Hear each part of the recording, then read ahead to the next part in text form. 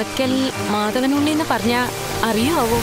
4K Dolby അറ്റ്മോസിൽ വല്യേട്ടൻ വരുന്നു.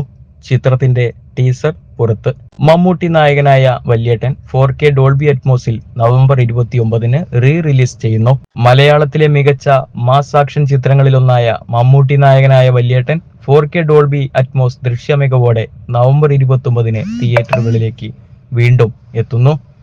ചിത്രത്തിന്റെ 4K Dolby അറ്റ്മോസിൽ remaster ചെയ്ത ടീസർ പുറത്തിറങ്ങി. രഞ്ജിത്തിന്റെ തിരക്കഥയിൽ ഷാജി കൈലാസ് ഒരുക്കിയ ചിത്രം അമ്പലക്കര ഫിലിംസിന്റെ ബാനറിൽ ബൈജു അമ്പലക്കരയാണ് റിലീസിനായി ഒരുക്കുന്നത്. മാറ്റിനി നൗവാണ് 4K ദൃശ്യമികവോടെയും ഡോൾബി അറ്റ്മോസ് ശബ്ദ സാങ്കേതികവിദ്യയോടെയും ഈ ചിത്രം വീണ്ടും തിയേറ്ററുകളിലേക്ക് എത്തിക്കുന്നത്.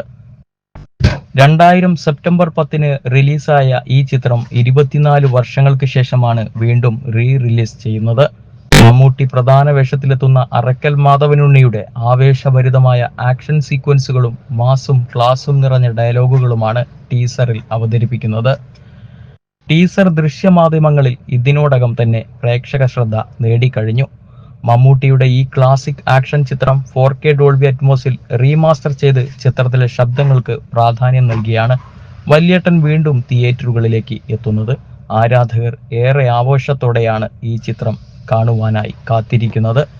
മമ്മൂട്ടിയോടൊപ്പം ശോഭന, സിദ്ദിഖ്, മനോജ് കെ ജയൻ, പൂർണിമ ഇന്ദ്രജിത്ത്, ഇന്നസെന്റ്, NF വർഗീസ്, കലാഭവൻ മണി, വിജയകുമാർ, സുധീഷ്, സായ്കുമാർ തുടങ്ങി ഒട്ടനവധി താരങ്ങൾ ചിത്രത്തിന്റെ ഭാഗമായിരുന്നു.